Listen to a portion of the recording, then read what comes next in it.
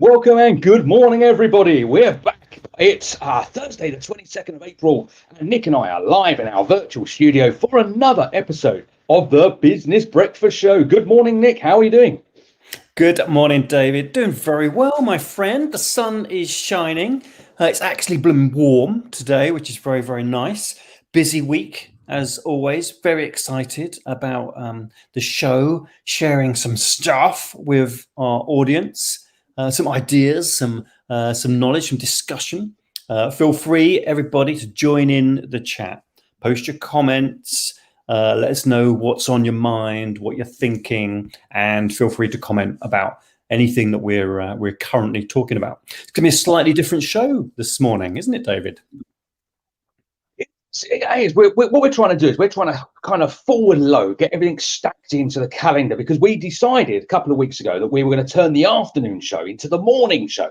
And we wanted to kind of reach out to our connections, our network, Nick, and we've been running businesses, which we're going to talk about today, of course, on the show, probably combined for about 50 years. So we've got a little bit of experience, a good array of connections, not just in the UK, but sort of on a global basis as well.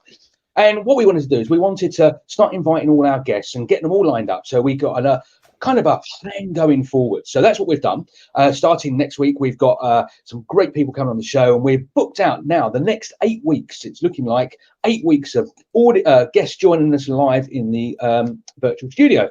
And of course, we hope to get back on the road as well. That would be great if we can get out there and actually get to the businesses that we're meeting and talking about and see them in action.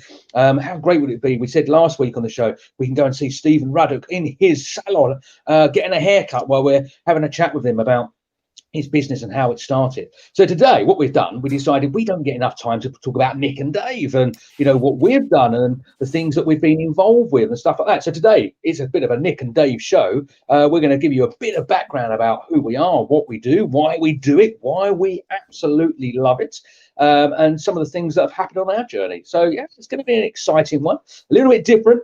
And we're hoping maybe, you know, we get some interaction from guests out there who want to join us and be part of the show as well and share some of their experiences.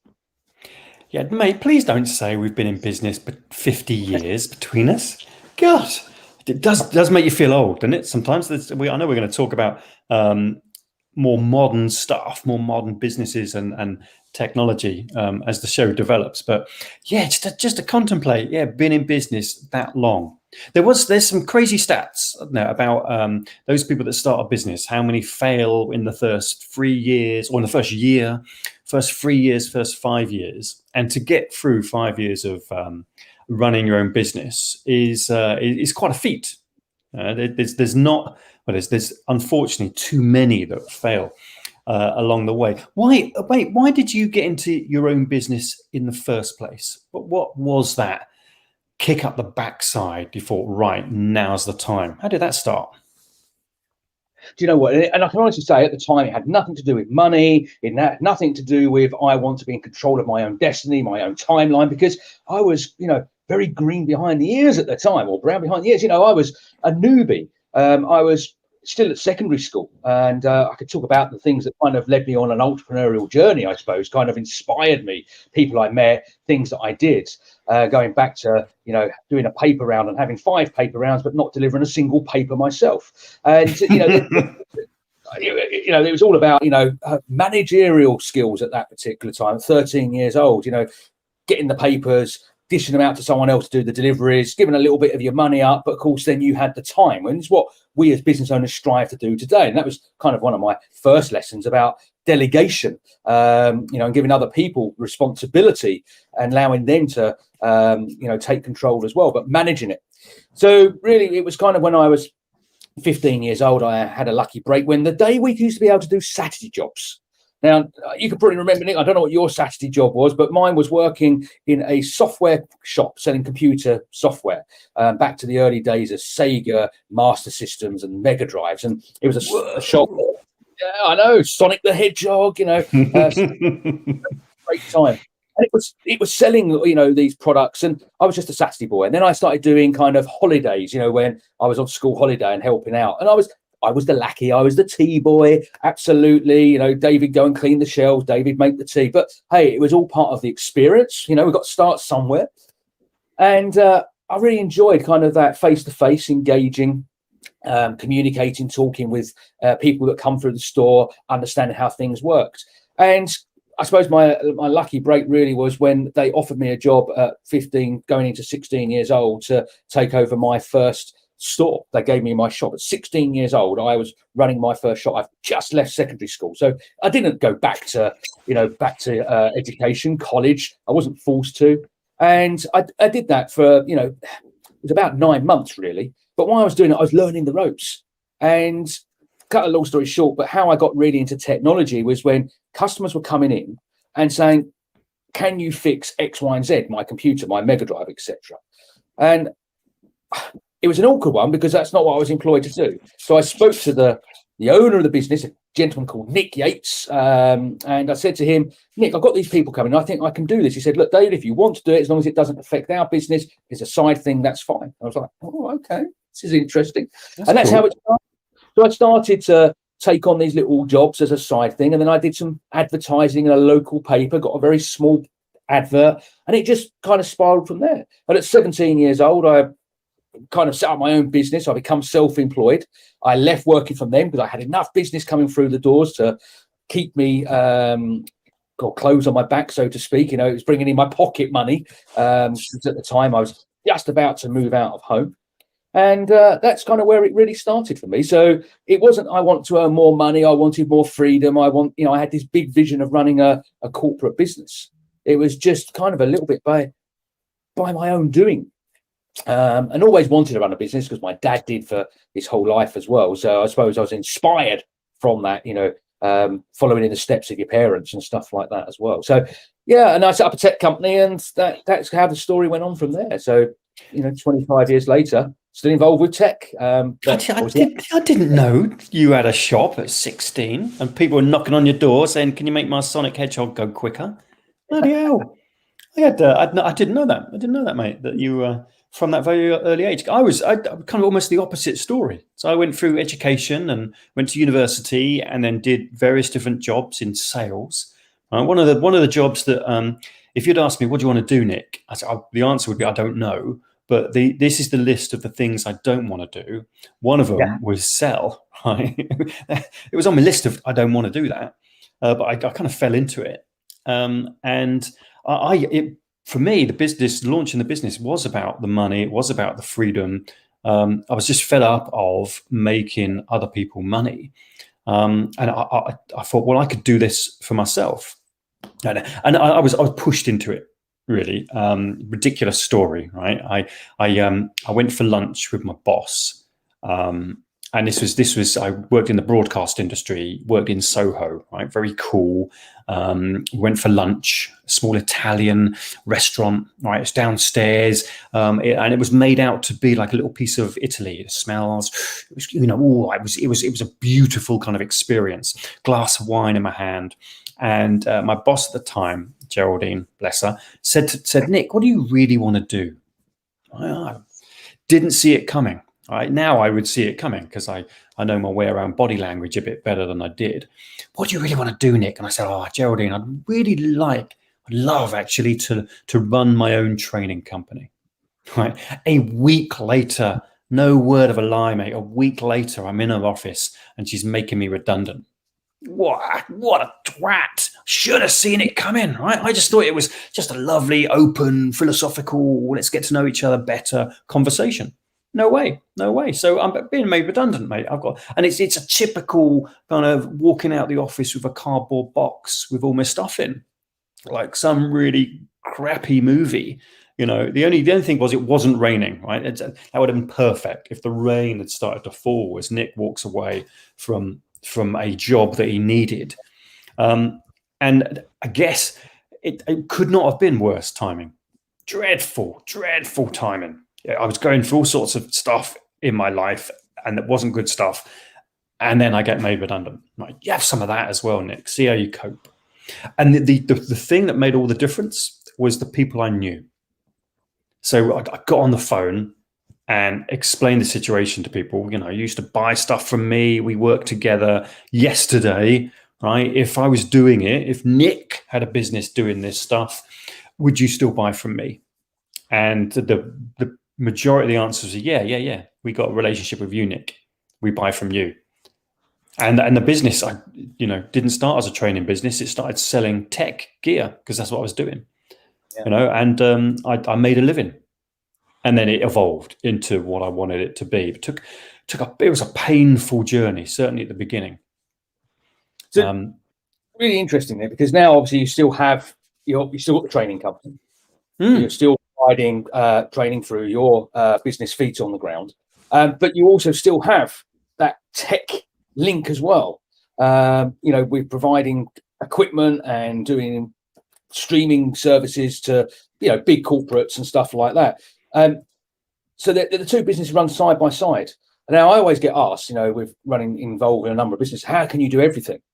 How does that work for you? How do you get involved with and not only run two businesses, but being involved with uni as we do, reaching out there and sharing stories and stuff like that. How do you balance and I hate the word work-life balance, but how do you keep that balanced as best as you can? Yeah, and realistically, there've been times that I haven't.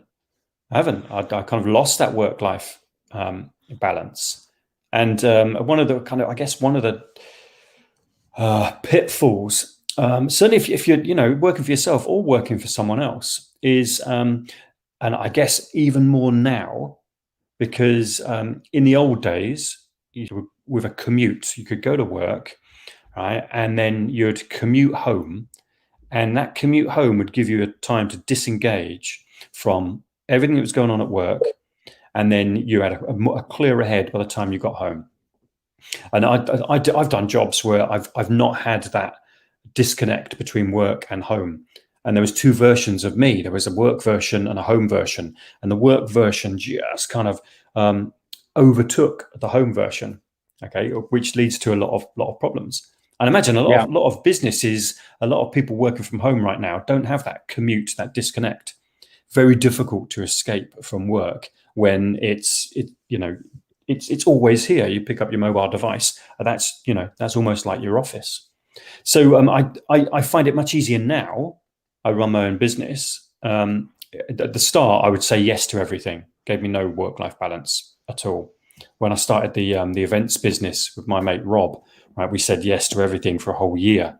Right, it was ridiculous. We did far too much. Now I'm a bit older and wiser, I suppose. I'm more likely to say no to the stuff that doesn't really serve me. I think that's one of the biggest lessons I've learned in business. Say no to the stuff that you really don't want to do. Okay, difficult if you need to put food on the table, but if any way possible, say no to the stuff that doesn't serve you, because it will eat into that balance. Yeah, absolutely. And I think I find that as one of my biggest traits is saying no. And I know I should be, but I just find it so hard because I want to help. If someone comes to me and says, David, can you help with blah blah blah? I'm like, yeah, of course I can. Not really thinking about the potential consequences that could come from that. Now, whether that is my work-life balance, actually, if that's the words we want to use here, or whether it is that I've taken on something that could mean it's going to impact something else. And I have to physically think about stuff before I say yes. And sometimes I don't do that. I kind of regret, maybe not regret, but sometimes I say, yeah, of course I'll get it done. And then think, God, how am I going to do this? When am I going to be able to schedule it in? What now becomes urgent and important, over something that's non-important and non-urgent. So now we're kind of having to think through things and plan our days out better. So, yeah, that's probably one of my biggest traits, not knowing to say no or when to say no. So you got to start with the small stuff, mate.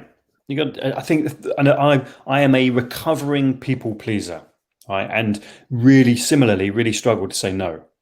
Okay, because it's in my nature, good old Nick, he'll do it, right? And that it comes to a point doesn't really serve you very well because you end up doing far too much. It's very, very easy to say yes at the time and then realize afterwards the implications of that.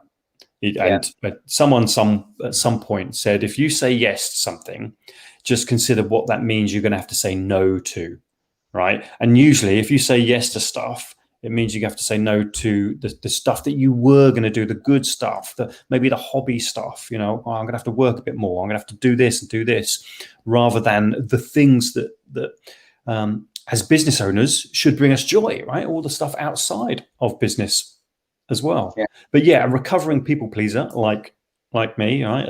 A bloody doormat from sometimes. I found it easier if I say no to the small stuff to start with. It's still a challenge, still a real challenge. Like someone will say, "Well, can you speak at this event?" Right? And I love that. So my answer is generally yes. All right, because I love speaking in front of an audience. Not so much fun virtually, but it's what it is. But then you think, right, well, it's not just turn up, here I am, speak for 45 minutes. It's the research, who the audience are, tweaking your content, finding different stories to fit with that particular audience. If you're serious about it, it's a commitment. Okay, if you can just turn up and chat for 45 minutes, and that's all it is, then I guess that's no big drama. But for me, it takes prep. Any talk, even content that I've talked about before, still takes a lot of prep because it's a different audience. Yeah, and we'll come on to speaking to live audiences. Both of us being kind of engaged with the speaking world, coming on to stage, sharing our journeys, sharing great content. Lots of other great speakers out there. And we've all been affected as speakers by the pandemic. And like most businesses, we've been affected and had to pivot and change what we do. So we'll talk a little bit more about that later on in the show, about how we've had to pivot our businesses or speaking part of our what we do, and how we've had to move it to an online platform, be it Zoom, Teams, like we are now using this live broadcast studio, but obviously doing it virtually from the safety of our own homes. But we will be getting together. We've planned it to get together and record these breakfast shows in a real world scenario. Nick and I will be in the same room. We better pass each other a cup of tea and prod each other and poke each other at safe distance, of course. Big stick. A big stick, absolutely. Now, it's quite interesting because I, obviously running the tech for this, I have here a couple of other screens, and one of them has the live stream that's going out to Facebook.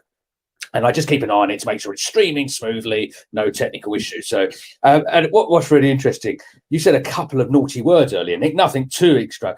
But, Facebook Live closed captions. So for those that closed captions are the equivalent of getting up on your TV and putting on your subtitles. The close, and when you swore, it stars it out automatically. So can you give it a try, Nick? Just give us a couple of miles. Shit. So if I say shit, right, what does Facebook say? It takes a little time to catch up because it's about 10 seconds delayed on Facebook. I was hoping you were going to use the word. You used the word twat actually, and that one worked really well. I suppose we shouldn't put too many rude words out there. Yeah, how long before we get chucked out of the stream? There you go. Look, it's asterisked it out for you. The right number of asterisks as well. Fantastic. I just noticed it. I had a glance over, and all these asterisks were appearing where you were using naughty-ish words. This just shows you, mate. You've never sworn online, right? You are so good, right? You've never let the expletives go. So you've never experienced that before, I guess. I haven't, and I try not to, and I do use swear words in my everyday conversation. And probably if we used to go back to having a swear box in the office, I'd be spending a few pounds each day, probably more than a few pounds. And I use it in context, not just rudely. But when I have to make, again, a conscious effort when I'm speaking live on a stage or like we are now, I just kind of clean it up a little bit because you never know who you're going to offend. I was always told to speak like your grandma's in the audience. And I know full well if I was to probably do that, I'd probably get a slap round the head or something along those lines. So I try to keep it as clean as possible, but also as authentic as possible. So, yeah, I just noticed that. It's quite interesting. When we did that, Nick, the numbers picked up as well. So your swear words with the asterisks has obviously caught a few people's Facebook feed or YouTube. All of a sudden, we saw this little peak when them swear words went out. The alarms have gone off.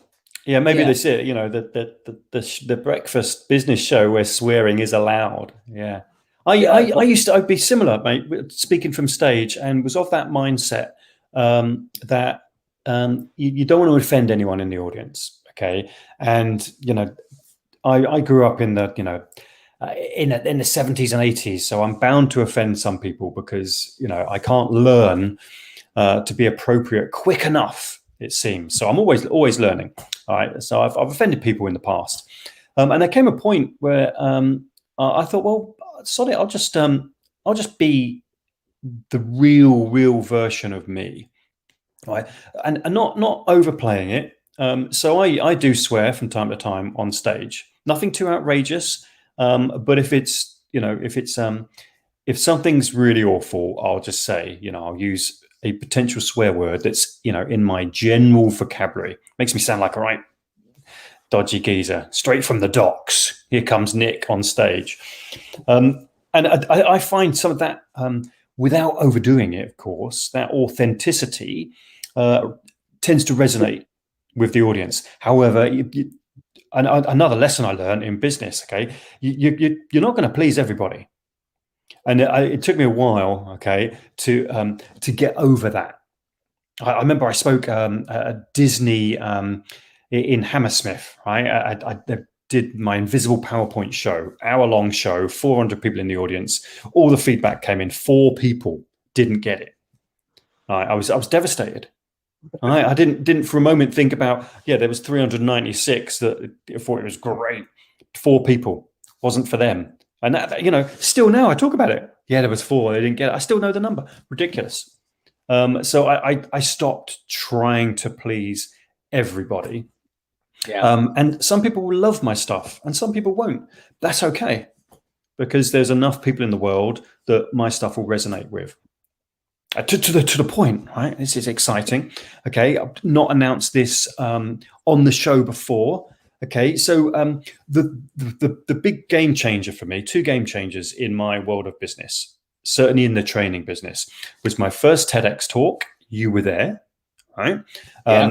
Gave me a voice. Yeah, it raised that. What on earth have you got to say, Nick? Right, and as speakers, it's a healthy question. What have you got to say? Okay, potentially, what have you got to say that's unique to you? All right, so first TEDx talk, wow, I've got a voice, I've got something to share. The next was this bad boy, right? Writing this thing. All right, and the big announcement is I'm committing to the follow-up. I just need a publisher. Or I'll publish it myself.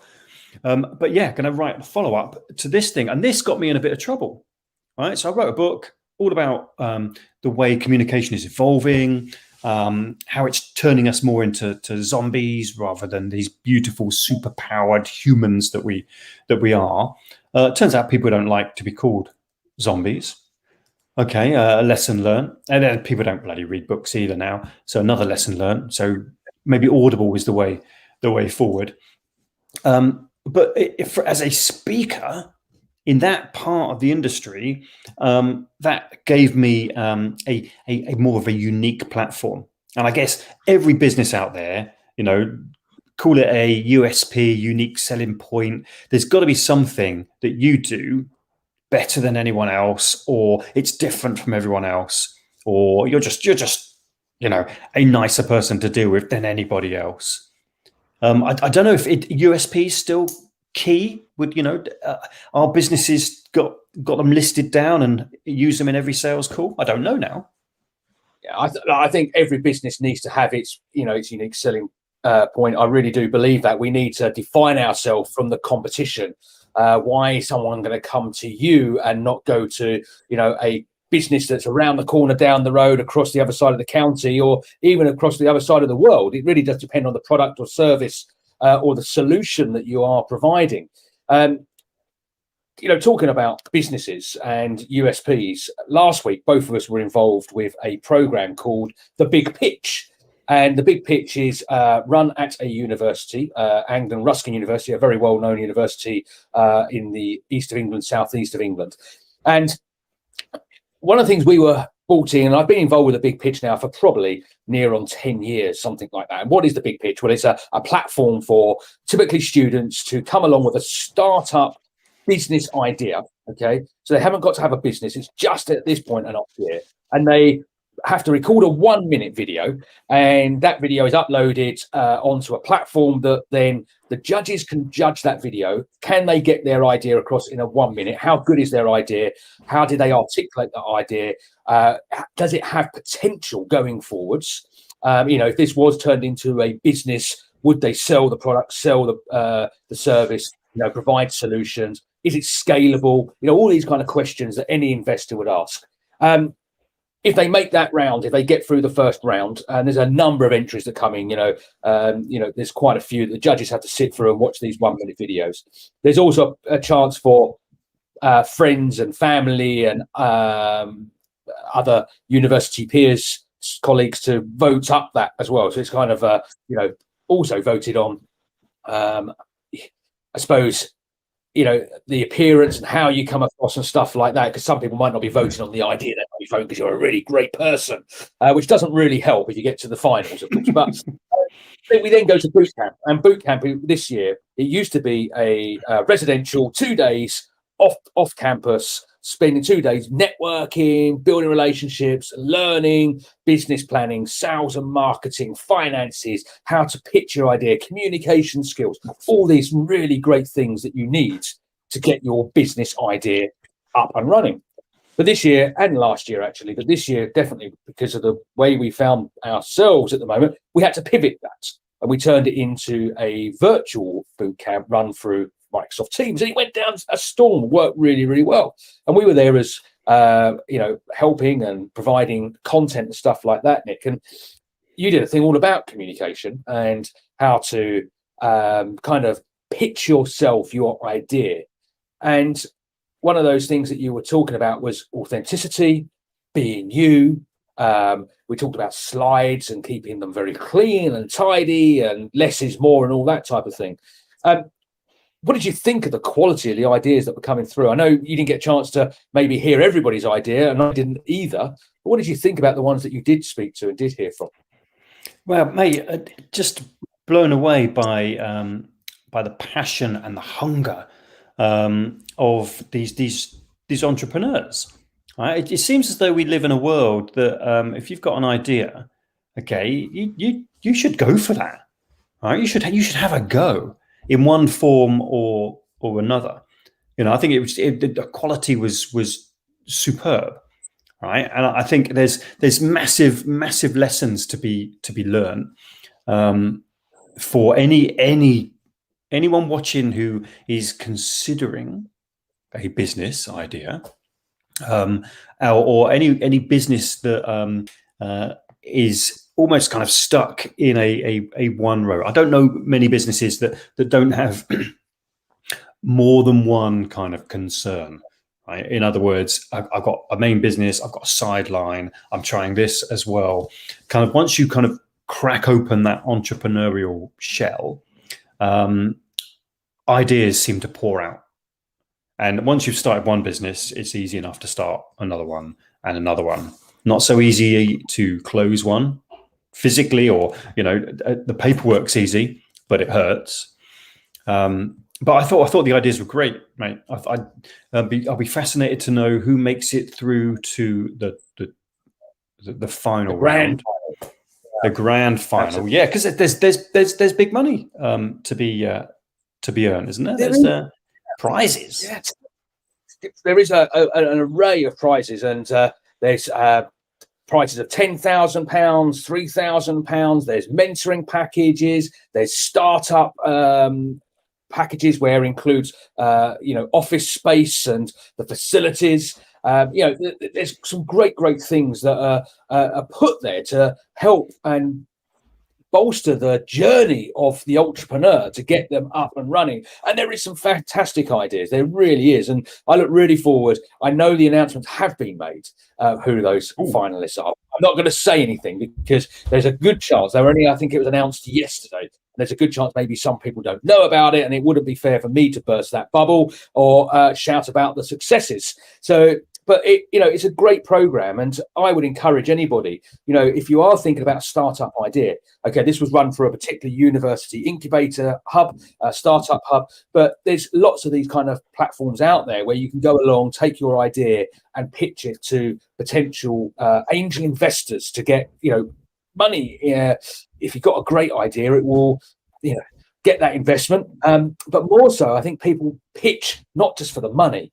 I think money is actually not that hard to get hold of if you've got a good idea. What's really hard to get hold of is the right people to take that business from kind of zero to hero, be it in a short term, be it over a long period of time. Which brings me neatly on, Nick, actually talking about startup businesses going from zero to hero to this. Now, we've spoken about Clubhouse in the past, and a few times we've said, okay, let's give it a whirl. We've been in there a few times, and we know a few of our previous guests that have come on the show have shared their Clubhouse experiences and stuff like that as well. But I couldn't believe when I read in the news, beginning of this week, end of last week, that Twitter, being one of them, have potentially put an offer on the table for $4 billion. $4 billion. Let me just make that clear. $4 billion to take over and buy Clubhouse, bring it into the Twitter family. And this is, Clubhouse, I did a little bit of research, 1.3, 1.4 million users globally. So, pretty healthy. I'd be happy with that customer base. But on the grand scale of things, it's not that many at all. And it's only available if you've got Apple products. Okay, so there is apparently an Android app coming, but they've only devised it for an Apple device at this time. And they're growing. And I know people that have got some really good following on there. And I know people that are shouting, so I've won business and I've got investment. So some are doing really well out of it. But does that work at 4 billion value?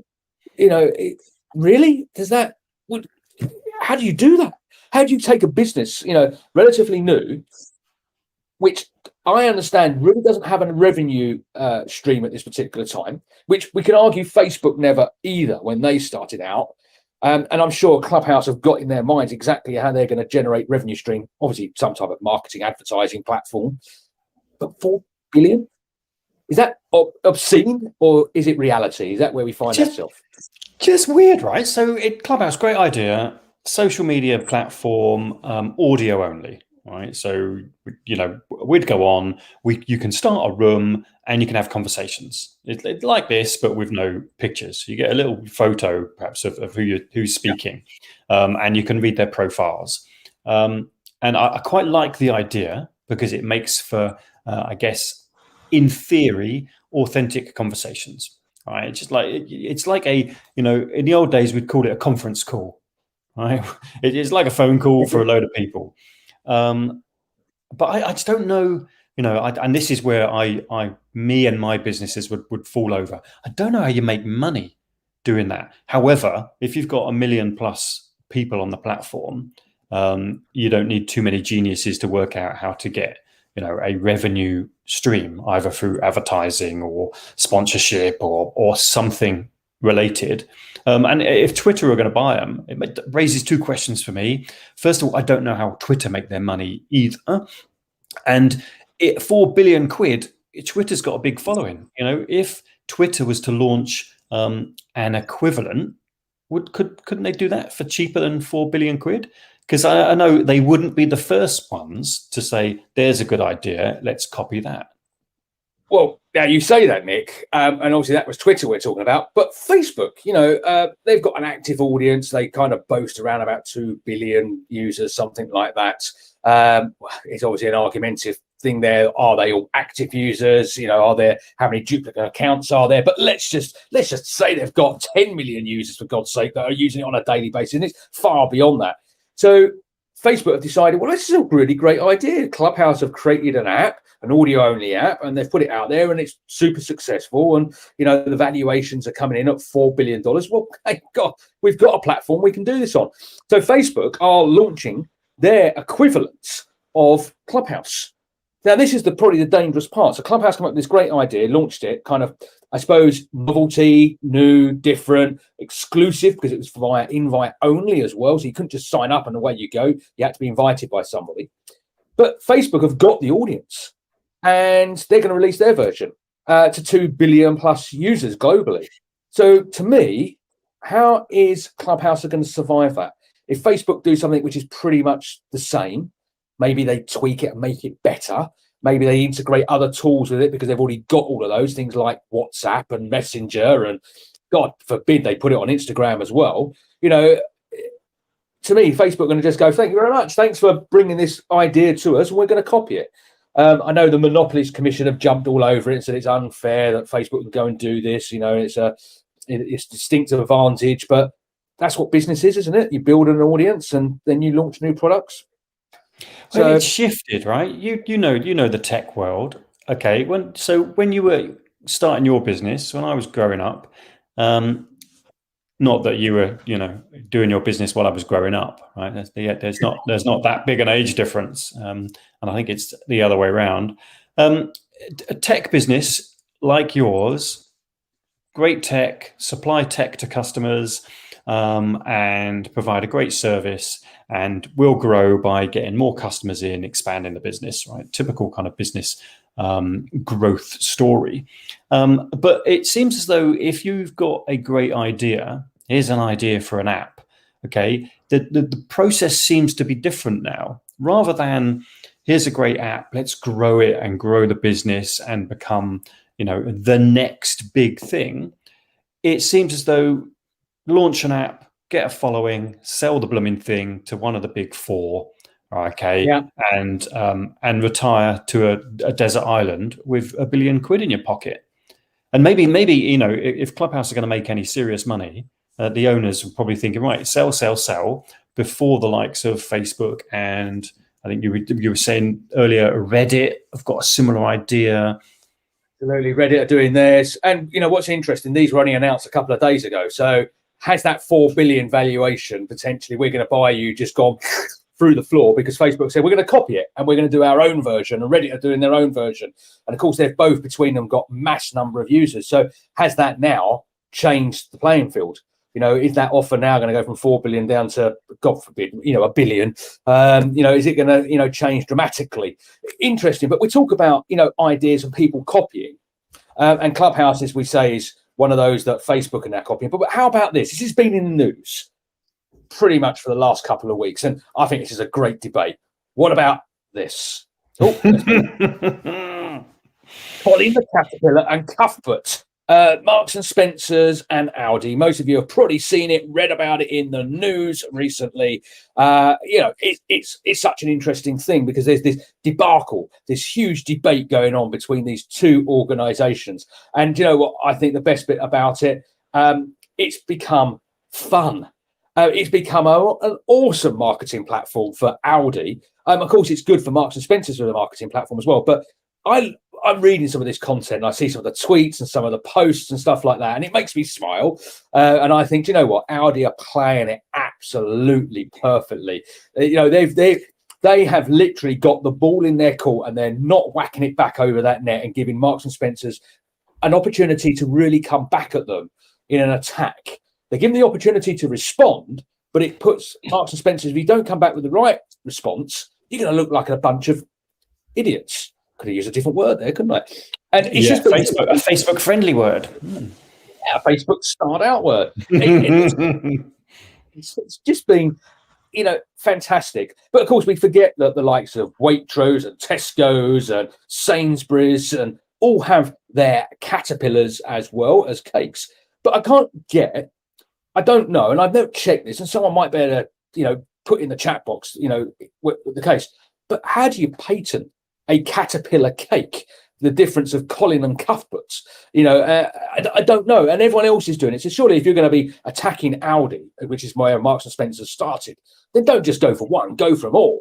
And I get, this is a product. It's Marks and Spencer would say it's unique to them. It's a bit like their Percy Pigs and stuff like that. But Audi and Lidl's are well known for taking great products, making it very similar, tweaking the packaging. Sometimes you can pick up the two branded products or the branded version versus the Aldi or Lidl version. And you know what? You wouldn't really know. And dare I say, in my experience, you wouldn't even know from the taste difference as well. And in some cases, the non-branded product actually can taste better as well. So this is a story that's going to unravel, and it's a great story to follow. Colin and Cuthbert. Now, I'm not suggesting, by the way, anyone that starts a business goes and copies what someone else does. I do believe that you can swipe, so borrow what someone else's does and redeploy it in your business. Great for marketing. Swipe ideas, rejig it, rebrand it, pop it back out there as your business idea, or to support what you're doing. That works great, because big organizations, be it Marks and Spencer, Audi, or Apple, or Coca-Cola, or any of the big 100 companies that we're aware of by brand, by name, look what they've done in marketing, because they've spent the big dollars, the big bucks.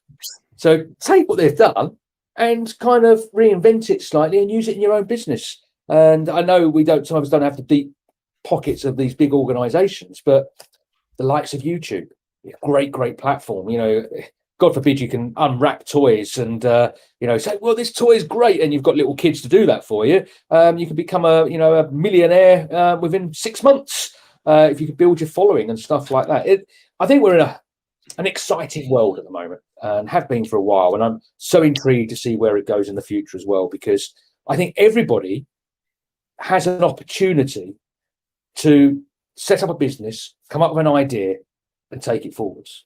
Where I think going back 25 years, it was so much tougher. Just getting a bank account opened was tough, going back 20 plus years. To be honest, it's really hard at the moment, because banks just don't want to talk to you, full stop.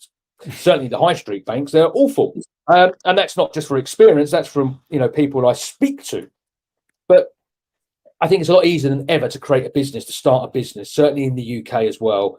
Formulation of limited companies and stuff like that, taking your idea, speaking to your audience, your avatars, your potential prospects and customers. So I wonder where Cuthbert and Colin will go. I'll be intrigued. I was going to try and get Colin and Cuthbert and bring them here and show them off, and then eat the cake afterwards, of course. It could be your breakfast challenge. Right? Eat the head of those two caterpillars. I think that's a great 5 minutes. If there was ever a 5 minutes of our show that's going to get us in hot water, that's the blooming 5 minutes, mate. Let's bring up a subject that's in the news because there's a legal battle. All right, let's diss the banks on the high street all in one go, man. You are rocking this morning. But I think that's a really key point, right?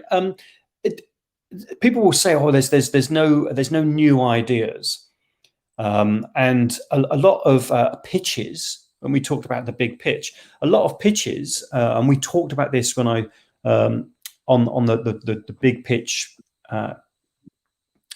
presentation that I delivered. We use often, right? Us humans, we use schemas, right? These mental shortcuts. What's it like? Okay, to help our audience understand.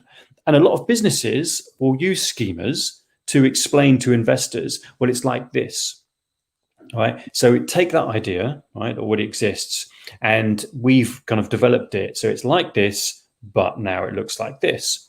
And the example I gave, I was at a property talk, and the speaker before me, it runs an auctioneers, right? Property auctioneers. And he was explaining how that works. And he says, it's like eBay, but with property, right? And we instantly got it, right? So if eBay had a property section, I don't know, it might do. That's what it looks like. And I think it's very easy to take an existing idea, and if you're copying it, you're then legally, I guess, you're in dodgy ground. But if you take that idea and make it better, improve it, and pitch it like that, I guess that's a sensible mental shortcut to take. Just like if you're pitching a movie, right? All the Hollywood execs. So let me give you a pitch, mate, and you guess what the movie is. Okay. It's Jaws in space. This was the pitch. Okay, yeah, I've got it. Yeah. Okay, well, I've got it, film? but I'll go for Alien. It is exactly that, mate. Alien, right? Pitched. It's good work. It's Jaws, but in space. Right? Instantly you get it. Jaws, wow, exciting film of its time in space. Right? Tell me how that works. Okay, instantly. If you're pitching that, I'm in. Tell me about it. Give me some details. Who's in it? How's it going to work? You know, what does your monster look like, etc., etc. So I'll be fascinated to see who wins the caterpillar battles. Hopefully, and it looks this way, the charities will win. Right? All of the supermarkets will hold their hands up and go, "What a mess! Let's just do all this for charity." And hopefully, then everyone's a winner. Oddly enough. Yeah, and that was probably one of the highlighting tweets was when Audi went back and said, look, let's not line the pockets of the lawyers. Apologies if you're a solicitor or a legal lawyer out there, but let's not line the pockets of the lawyers. Let's put the money into the charity pot. Let's, disagree to agree. Let's take what we're going to spend on this. We've got some good marketing out of it. People are following the story. Let's donate. Let's save Cuthbert and Colin, or whatever the phrase was that they used. And to me, it's just great, and it's just great fun as well. And I think everyone, even my daughter at 4 years old, is talking about the caterpillar cake, and can we get one? And do you know what? You can't buy them. Is it because everyone wanted to have a bit of Colin and Cuthbert? What's the reason for that? But apparently not. Apparently they're just not in the stores for other reasons. It's not because people have gone and bought them and they're sold out. So what can we learn from it? Well, maybe look at your competitor and tell them you're going to sue them and just have a bit of fun on social media. Have a bit of fun backwards and forwards. You never know. You heard it here. Welcome to the last ever Uni Breakfast TV show. Absolutely, yeah. Where the lessons are in the post, that's what I think. Some similar chat show, mate. Just writing up the paperwork to sue the arse off Nick and David.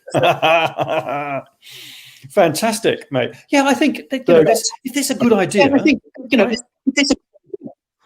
why are we not sensible enough to kind of grab that and develop it? But this is what business is like, isn't it? You improve on the last iteration.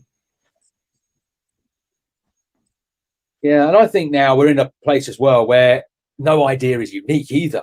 We talked about the big pitch earlier with the university, and there was 25. Well, there was lots of ideas, but at boot camp there was 25 different ideas, approximately. I think there was, and they were all pitching different ideas. And yeah, some of them had some uniqueness about them, but they weren't unique. They all had competition. And I always say, if you come up with an idea and it's got no competition, it's that unique, it is a one-off, then come and have a chat with me. Then I'll be interested in investing. Of course I would be. Who wouldn't be?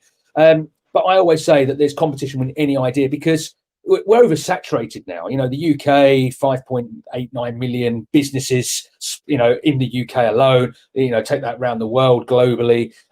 There's people, inventors coming up with new ideas. There's lots of, things being thought about and created on a daily basis. So I don't really believe there's much uniqueness out there. Totally. No one's ever done it.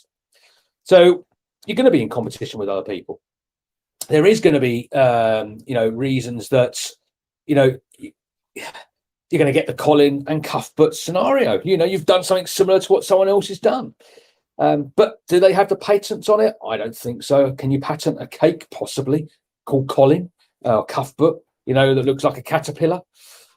It's an interesting one. I'd love to read a lot more of the backstory and find out more about it. But I suppose where I'm going with this is don't let it stop you taking your idea and taking it to market and making it a reality. If you're sitting there now and you're sitting there thinking, I've got this idea and I've had it for a long while, when's the best time to start and launch your idea, take your business forward? Well, the easy answer to that is now. Don't delay. Get going, regardless of what you think might stop you in your tracks, whether it be, funding, whether it be time, commitments, etc. Just get going. If you start now, do it in little bit, bite-sized chunks, and just build up. Yeah, we live in a world where most new products launch like a beta version, and they test that out, and then they fine tune it. Just like business evolves, ideas evolve, the market evolves. You running your tech repair shop, that the equivalent these days is probably just an online process. You tell me what the problem is, stick it in a post, I'll fix it and bung it back. You don't need a shop anymore for that kind of environment. The amount of kind of a beta testing that's done, I think it shows real courage, saying, I've got this idea. It's not perfect, of course not, but here it is, out it goes. What do you think? And then your audience start to get involved, with, I really like it, but it would be great if it was like this and like this. And then it evolves with your audience on the back of their participation. And I think a lot of great businesses, certainly if you're starting now, will live and die on the relationships that you build from that first moment you start talking about it all the way through. And we've talked about this before, how important a relationship is, or a number of relationships are in your business journey. Who do you know? What customers, really kind of love your stuff? What are they talking about? Who can they refer you to? I think without those great relationships, it's really hard work, unless you're just like a big kind of online, I've got cheap stuff and, you can easily click and buy. Yeah. What we're doing, Nick, we've got about 7 minutes to go roughly before we come to this morning's breakfast show. Top tips. We quite often ask when our guests come onto the show, we always ask them for a top tip or two about, through experience, things that they've learned along their journey. Let's pick on a couple of top tips. And you just mentioned one, relationships. It's one of my top business tips for anyone running a business, starting a business. It's all about relationships. Build relationships, maintain relationships, and keep developing those relationships as well. Whether it's real world, face-to-face, networking meeting, social meeting, wherever it's going to be, you meet someone, you get having a conversation, maybe swap business cards. I actually talk business cards as contact cards as well, because quite often people have not got a business at this stage. They've got an idea, but good to have an equivalent of a business card called a contact card with your details on. Of course, you can use digital devices and you can, transfer, be it phone numbers, email, have digital business cards and stuff like that. Digitally online, lots of virtual networking events happening all around the world. I'm involved with hosting and running a few on behalf of the Federation of Small Businesses myself. And, they're a really good way to meet people, and you can swap contact details. So you start to build relationships. But what's quite interesting is that a lot of people just swap details and don't do anything more with it.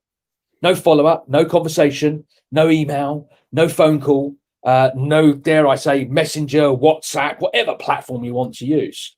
So my first top tip, relationships. Build them, maintain them, and continue to develop them. And I'm going to give you a scenario. I saw it pop up on my LinkedIn feed yesterday. Mike Kennan, who's been here in the studio before, Glenys Chatterley, who's been in the studio before, they met at a virtual networking event. And they built a really good relationship. Well, yesterday, for the first time in a year since they first met each other, they actually got together in the real world. I assume they went for a coffee and had a chat. There was a great picture of them two having a photo, a selfie photo. And I thought, wow, this is great. They met in a digital world, but they've actually managed to come together and have, a conversation, a meeting face to face as well. Top tip, Nick, any of you can want to share? So, on the back of that relationship top tip, totally agree. Right, you live and die by the relationships that you build in business and realistically in life. Okay, life is much richer with great relationships. But I think in business they need to be healthy relationships. Right, there needs to be it's a win-win relationship. Okay, you could be great at networking and do all the running and all the work. How fantastic is that? Nick's connecting me with loads and loads of people, but unless it's two-way, unless it's coming back, okay, it's just not a healthy relationship to have. So it leads on to that previous conversation we're having, the courage to say no to those relationships that are unhealthy. Where it's a win-lose kind of, you're doing all the work, right? And that client is just taking you for granted, or isn't really giving anything back. So a top tip, right? And this took me a long time for it to sink in, is courage. Right? Yeah. Just be brave. Right? Be you and be brave. Right? If you think it's a good idea, try it out. All right. If you think that relationship has run its course, stop it. Okay. There's only so much, realistically, so much energy that you've got. And if you're hanging out with a load of people that are sucking the energy out of you, right, that's not going to work. You need to be surrounded by people that re-energize you. You know, the idea of radiators and drains. You look at your life. Okay, you'll be surrounded by, hopefully, radiators. They ooze warmth. They're always kind of giving, and they're supporting you. But if you're not, very fortunate, you'll look and you'll see a load of drains sucking the life out of you and your business and your ideas and your energy. It takes courage, real courage, just to be you. Say, that serves me. More of that, please. That doesn't. I'm going to drop it. One more I'm going to throw here is for the more of the idea startup. So last week we were talking about idea validation. So you've got this idea that you think, this is great, it's fantastic, no one else has ever done it. I've got a winning formula. With this, I am going to become the next Clubhouse and be valued at $4 billion in about 12 months' time. Absolutely, we know it can happen. It does happen. But let's be honest, the reality is for the majority of us, that is not going to happen like that. They're kind of special cases. They're called unicorn businesses for a reason, because you don't often see many unicorns out there. And if you have seen a unicorn, by the way, Christine is a big unicorn fan, a previous guest on the show. Christine, if you're listening, I hope your unicorns are mystically, what's the word I'm looking for? Mystically with you today. But so idea validation is where I want to go with this. Got an idea, go out and validate it, go out and make sure, a bit of market research, see what others are doing. So many times I've seen ideas and I've just gone Google, okay, simple as just using Google, or other search engines are available. Tap, tap, tap. Oh, look, they've got an idea just like yours. Oh, I didn't know that. And you think you've spent a lot of time, effort and money kind of validating it badly because you didn't really do your research properly. I'm going to use a scenario, Dropbox. Most of us might know Dropbox from the cloud storage solution. When they launched their product, they did it in reverse order. It was a really great way of doing it. What they did is they went and sold the product. They went out and then sold Dropbox, the cloud solution. Here it is, guys. Sign up to it. And they got themselves something like 250,000 people buy into it, love the idea, early adopters, bomb, sign their name away. And then Dropbox got back together and said, you know what, we better make this now. We've got all these potential orders sitting there, but we don't have a product. We don't have a platform. We think we can do it, but they didn't really have anything. And then they went to the development stages and produced it. They validated their idea. They checked that actually it was a viable idea. And if they launched it, people would buy it and they would invest in it. And the story continues now. They're certainly probably the biggest, or one of the biggest, cloud solution storage providers. Others are out there, Google, OneDrive. Yeah, you don't need to tell me in the chat. We know they're there, but Dropbox are a success story from that. So there we go. Validate your idea, communication. Don't forget to build relationships. It's all about the relationships. A couple of really great top tips there, Nick. Another odd one, right? Odd, but essential is please make sure, if it's business, it's an idea, it's a product, that it brings you joy. Right, and it sounds a bit out there. Okay, I've done stuff in business that I think I bloody hated it. I wish I could close the door now and get myself a job. It'd be so much easier, because I ended up doing stuff that didn't bring me joy.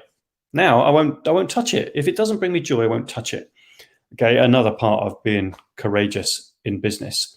Okay, because people will see, right? If you absolutely love it, and your enthusiasm about it bubbles away, your audience, right, your customers will see that, right, and that becomes infectious. Your joy becomes infectious. So if it's not bringing you joy, ask yourself a very serious question: why am I doing it? The answer is probably, either I've got no choice or I just need the money. These aren't good enough reasons in the long term for your business journey. Check. Does it bring you massive joy? And there we go. So the final point is we leave it on a happy note. It's all about joy. That's joy as in fun, not joy as in the person. Anyway, that's Nick and I done for this week. It's been another great show, Nick. Next week, we are back from 8 o'clock Thursday morning, and we will be joined by, we have Nick coming in next week. Not you, Nick. We have... Nick Inge. Oh, man, what a story Nick Inge has. Bring it on. Nick is joining us in the virtual studio next week, talking about his story, his journey. Until then, until next week, it's goodbye from me, David Bell. And goodbye from me, Nick Luby. Bye-bye, all.